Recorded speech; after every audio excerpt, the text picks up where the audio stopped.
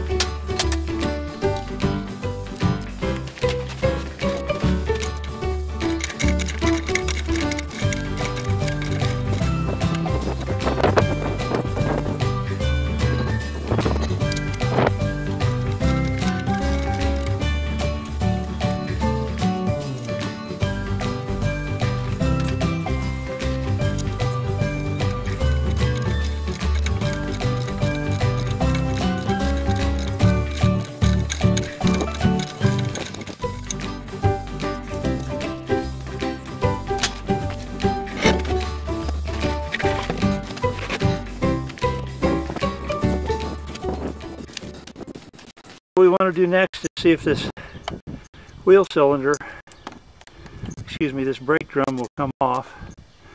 If not, there's a adjustment on the backside, a little slot about 1 inch long. Maybe it'll have a rubber grommet covering it, maybe not. And if this come off, you would drums off using it. And always inspect the drum. And this one looks really good. No cracks, no scrape marks. A lot of people have these surfaced shoes and replaced. The back one is, this side's wearing a little more than the front one. It doesn't look like they're leaking, but what I want to do is pull this cup back right here and see if any brake fluid runs out. And if it does, if it looks really wet, then you know it's safe. You want to replace it, it's going to get worse. So that's what I'm going to do. Get a screwdriver. Okay, I'm going to pull that cup back.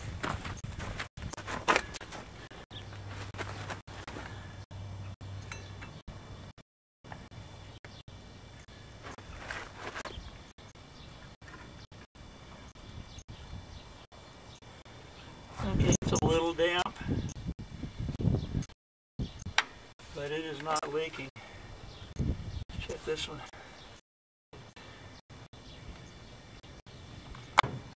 Come on. This one's a lot wetter. I don't know if you can see that or not. Okay, reposition the camera, and this side here, it's wet, but it is not running out. This side over here, it's just damp.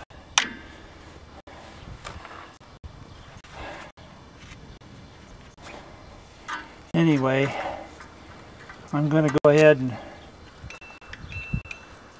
replace this since I have one. Maybe I won't have to do it later on. Now I got the camera right on top of me, so I'm going to have to back it off so I can get to this work area. Best thing to do,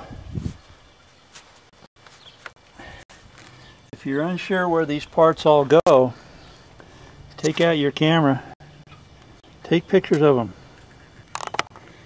Okay, I'm going to proceed to take this apart.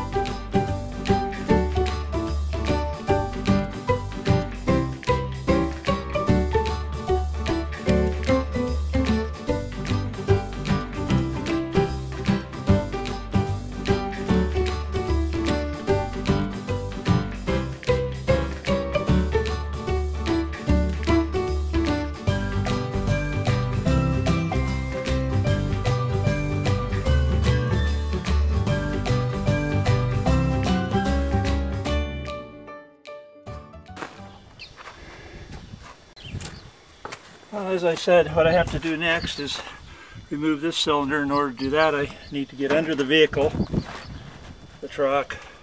Okay, what I'm going to do first is break this brake line loose, fitting loose.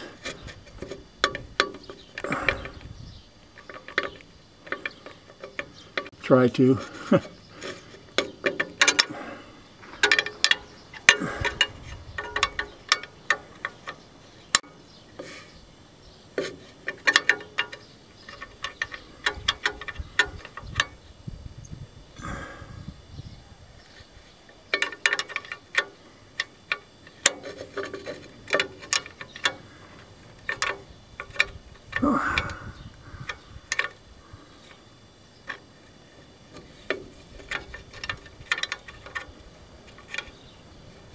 Yeah, that's a little too much. I want it to where I can take it loose finger tight. I don't want it running all the fluid out right away. It's gonna leak a lot, so you want to make sure your master cylinder is full, or you'll get air in the complete line.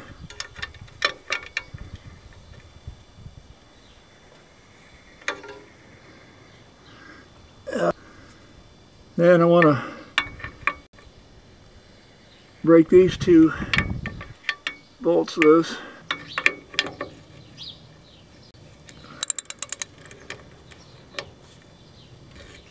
They're really not very difficult. They look like feel like they're about between 10 and 20 foot-pounds, but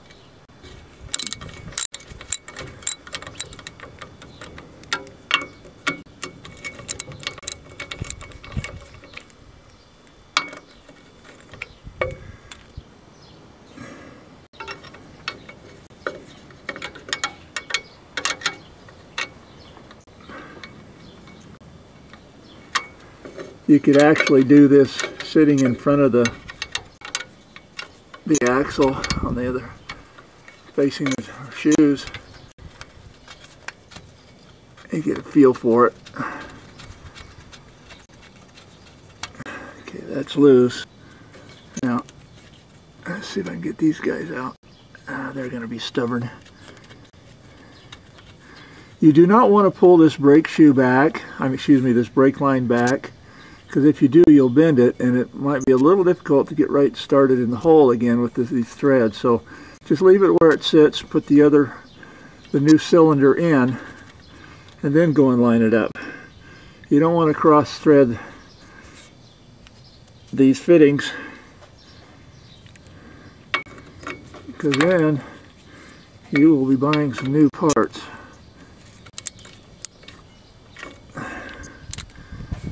Better to proceed with a little caution and make sure you can get everything screwed in with your fingers, especially on this brake line, before you tighten it up. You'll know it, you get a feel for it. Okay, now the whole thing should come out. I'm going to go ahead and pull it out from the front, and then it goes back in the same way the new one will go back in, 2 bolts and then this line fitting. Okay, I've got to move around. Okay, now we're going to pull this old cylinder out.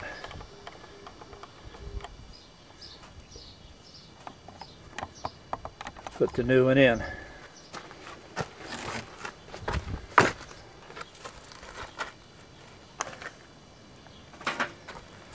I ruin more good screwdrivers using them for pry bars, so I decided to use a little pry bar this time. Sometimes these things can be a little stubborn. Most times they come right off. Just a matter of getting hold of it. Now I suppose you could put the bolts back in, the screws back, the bolts in the back, and tap it from the back side and it should pop right off.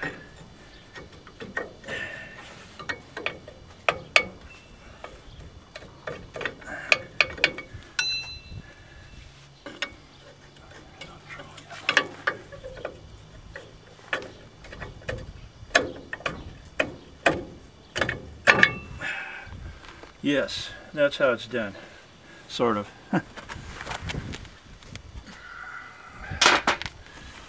Okay, rag for me. Now you want to not get any contaminants in your brake line, and you don't want to be doing this outside on a real windy day with a lot of dust, so I'm fortunate right now that it's a good day.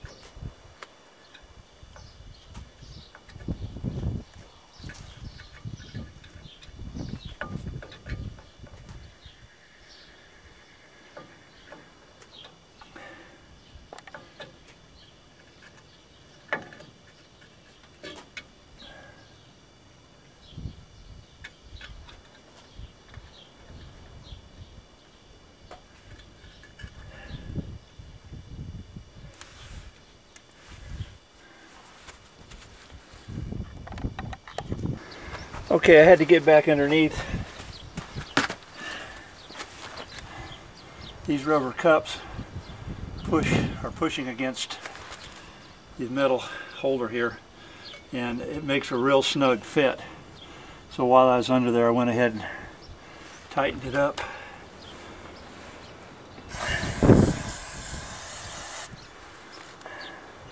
And hooked the brake line up, so we can proceed with the brake shoes.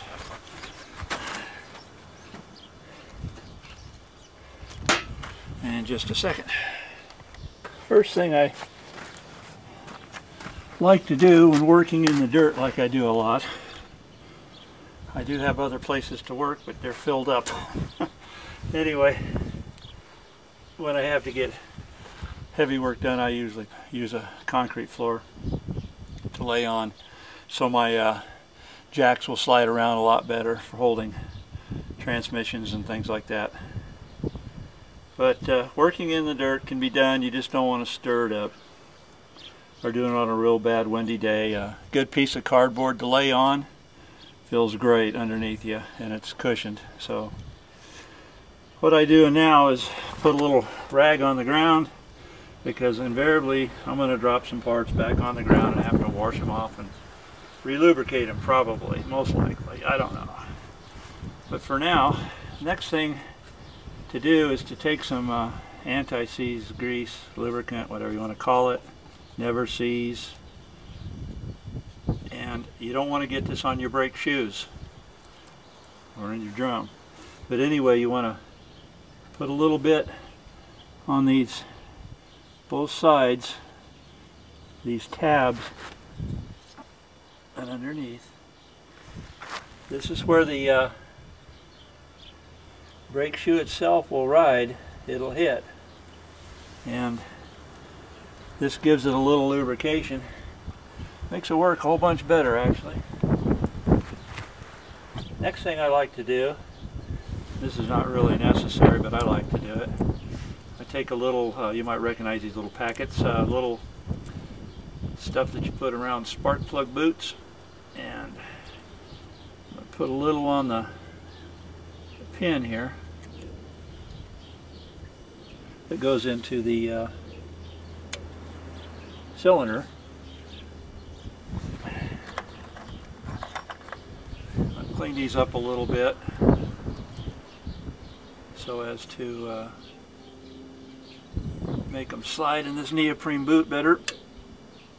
It's like I said, it's not necessary, but it's something I like to do.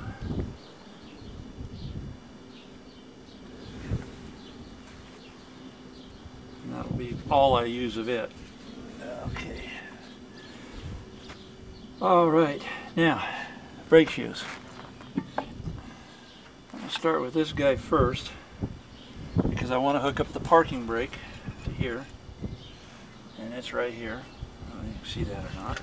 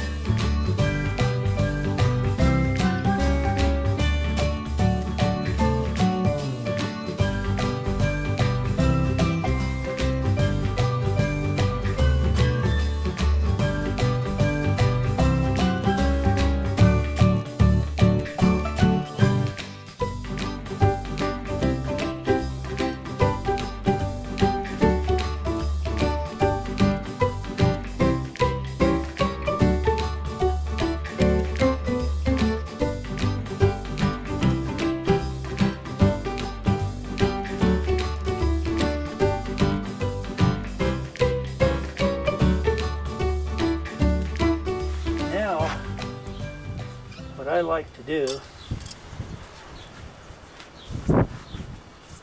because this is so hard to hold, some of these brake shoes jobs or brake jobs, they go very well, easily, and some of them fight you.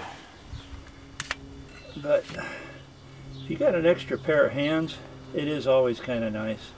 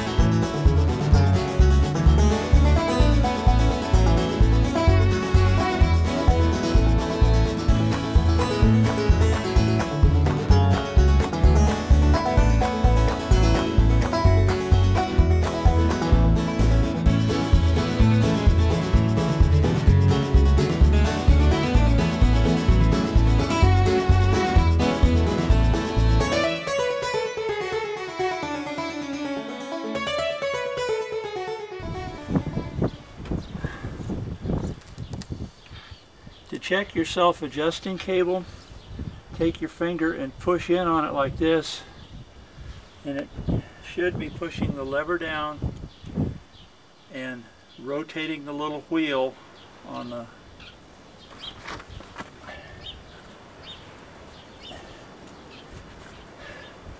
adjuster.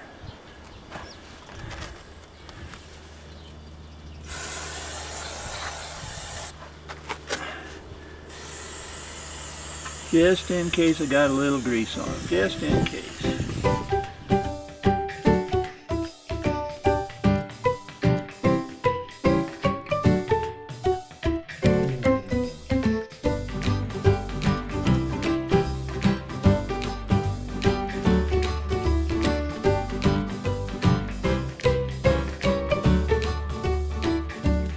Well, now it's time to bleed the brakes, and starting with the passenger side rear, the right rear, just checking to see if I have a right wrench.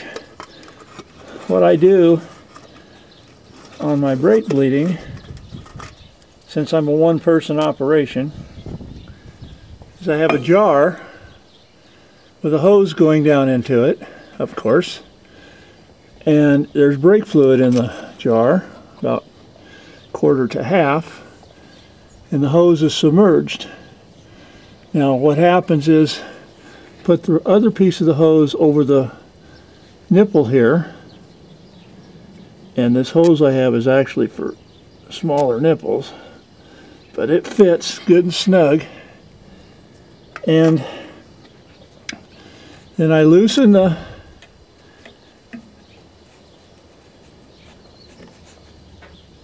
bleeder. In fact, I think what I'm going to do is I'm going to loosen the bleeder first.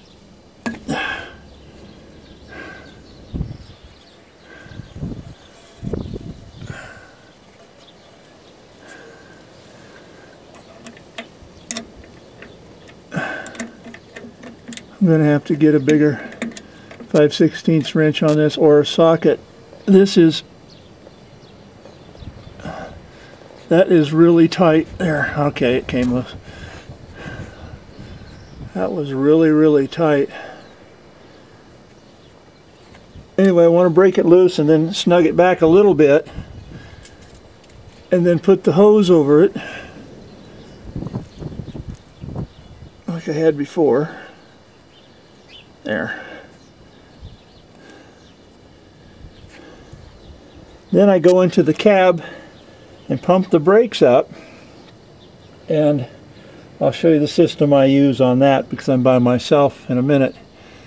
And then I'll pump the brakes up, then I come back and I crack this open, watch for air bubbles and stuff, tighten it back, go back to the cab, pump it up, and procedure, just keep loosening this, tightening it until you get no more air bubbles.